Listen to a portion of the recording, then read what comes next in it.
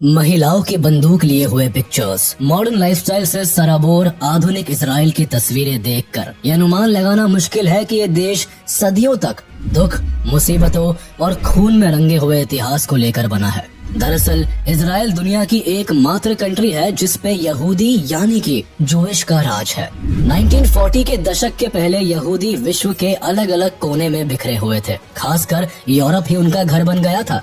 लेकिन जिस तरह से वर्ल्ड वॉर 2 में हिटलर की नाजी सेना ने जूस लोगों को बुरी तरह मारा और किसी भी देश ने उन्हें बचाने की कोई खास कोशिश नहीं की, तब ऐसी स्थिति में जूइश लोगों ने अपने देश की मांग उठाई जहां वो चैन से सर उठाकर जी सके और आने वाली पीढ़ी को एक सुरक्षित भविष्य दे सके। लाखों जूस जब हिटलर के शासन के दौरान मारे गए तो यूरोप, खासकर जर्मनी के जूइश लोगों ने मेडिटेरेनियन सी में बसे एक छोटे से रीजन की तरफ अपना रुख कर लिया जिसे पैलेस्टाइन कहा जाता था।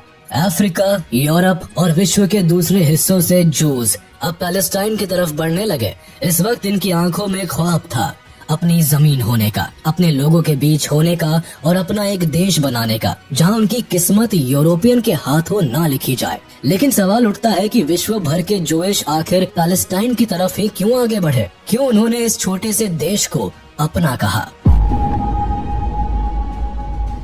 जूस के इतिहास और इजराइल की कहानी समझने के लिए चलते हैं इतिहास के पन्नों में।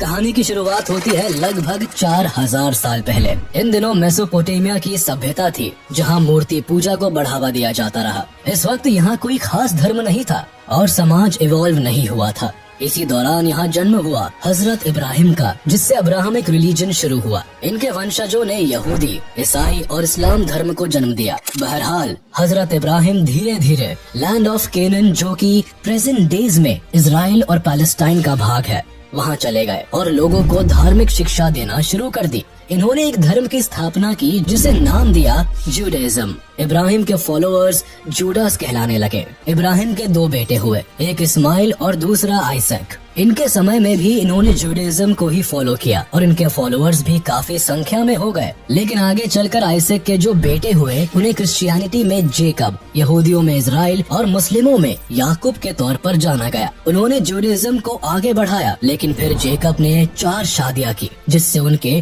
12 पुत्र हुए, जिन्होंने 12 अलग अलग कबीले बनाए और राज करने लगे। इन्हीं में से एक पुत्र जूडा था। इन्होंने ही यहाँ पहली दफा यहूदी धर्म की स्थापना की। लेकिन बीतते वक्त के साथ यहाँ भयानक अकाल पड़ने लगा, जिससे कि यहूदी लोग धीरे धीरे आसपास के देशों में माइग्रेट करने लगे। सबसे ज्यादा यहूदी उन दिनों इजिप्ट में जा बसे, क्योंकि यहूदी जहाँ भी जाते वहाँ सेटलमेंट बनाते और ग्रुप्स में रहा करते थे, इसीलिए वो बिजनेस में हमेशा से आगे थे। इनकी काबिलियत से इजिप्ट के राजा अब डरने लगे। उन्हें लगा कि अगर यहूदियों की संख्या यूं ही बढ़ती रही तो फिर वो दिन दूर नहीं जब ये लोग इजिप्ट पर कब्जा कर लेंगे और अपना शासन चलाने लगेंगे। इनकी बढ़ती आबादी और प्रॉस्पेरिटी ने वहाँ के राजा को रेस्टलेस करना शुरू कर दिया। फिर जल्दी ही वहाँ के राजा ने जूस प्रभाव और परिवार को रोकने के लिए ऐसा आदेश दे दिया जिसे सुनकर सबके रोंगटे खड़े हो गए।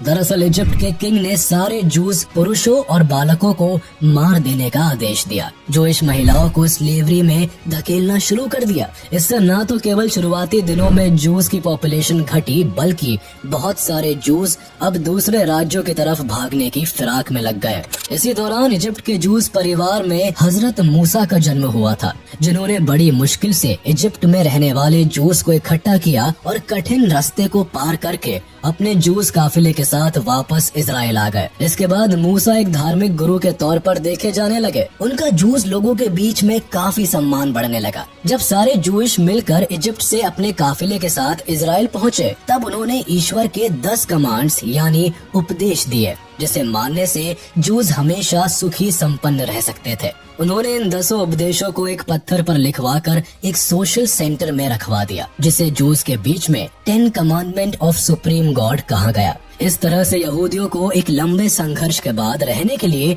एक निश्चित जगह मिली। कुछ वक्त के बाद इजराइल में किंग सॉल ने इजराइल किंगडम को एस्टैब्लिश किया, जो कि यहूदियों का अपना साम्राज्य बना।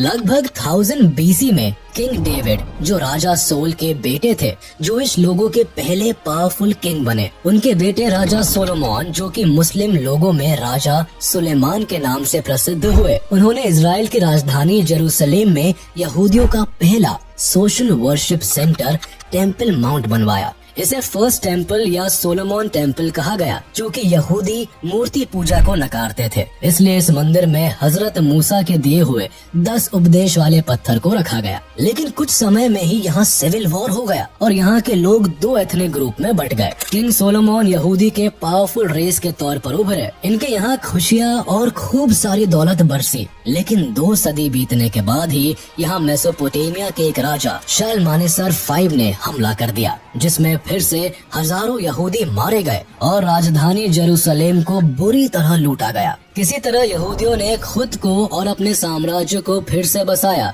लेकिन 587 BC में एक बड़ी घटना हुई। इसी दौरान कई वॉर्स हुए, जिसमें जेरूसलेम को बुरी तरह से बर्बाद किया गया।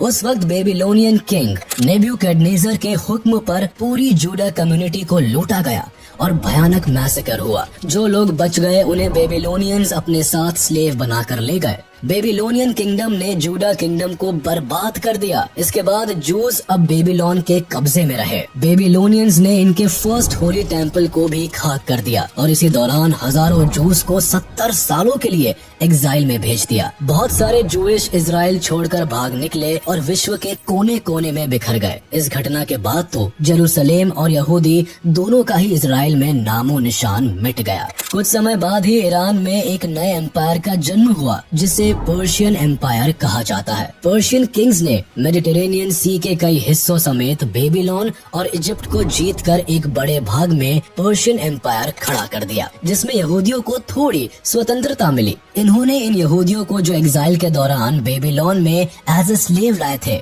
उन्हें फ्री करके आदेश दिया कि वो इजराइल वापस जाए और वहाँ फिर से इजराइल को हरा भरा बनाए। पर्शियन किंग साइरस II ने यहूदियों को फिर से मंदिर बनाने की भी अनुमति दी। इसके बाद यहूदी फिर से इजराइल आ गए और उन्होंने यहाँ अपना मंदिर फिर उसी जगह बनाया। इसे सेकंड टेम्पल कहा गया। यहाँ यहूदियों ने अपना जीवन शुरू किया, लेकिन ये जगह हमेशा ही युद्ध और हमलों में उलझा रहा। कुछ वक्त बीतने के बाद अलेक्जेंडर ने पर्शियन एम्पायर को जीत लिया और इसके बाद जेरूसलेम अब सिकंदर के कब्जे में आ गया।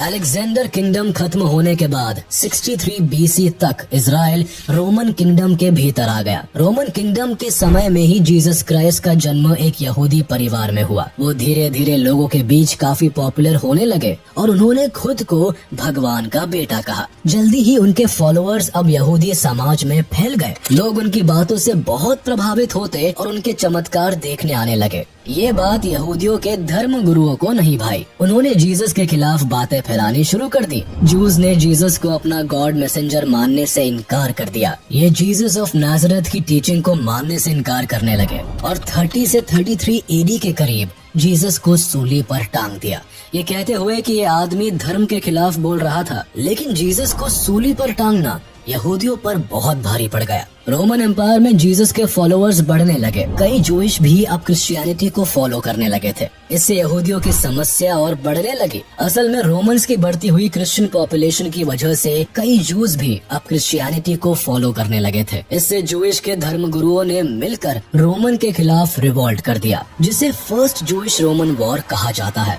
ताकि क्रिश्चियंस को इजराइल से भगाया जा सके और रोमन्स के राज से छुटकारा मिल सके।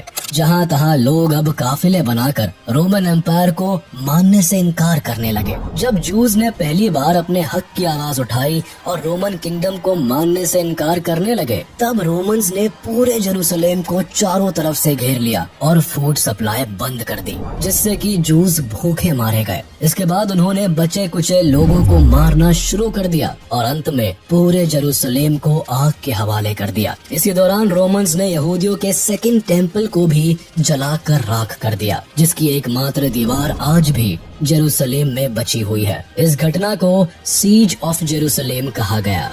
इस आगजनी में लाखों जूस परिवार मारे गए और जो बचे उन्हें या तो कन्वर्ट किया जाने लगा या फिर स्लेवरी में डाला जाने लगा। जूस महिलाओं के साथ अत्याचार ज्यादा बढ़ गए और जूस पुरुषों और बच्चों को तो जान से भी मारा जाने लगा। इस दौरान रोमन्स ने न केवल लाखों यहूदियों को मार गिराया बल्कि लाखों को स्लेव बना लिया और जो बचे थे उनके ऊपर टैक्स इम्पोज कर दिया गया।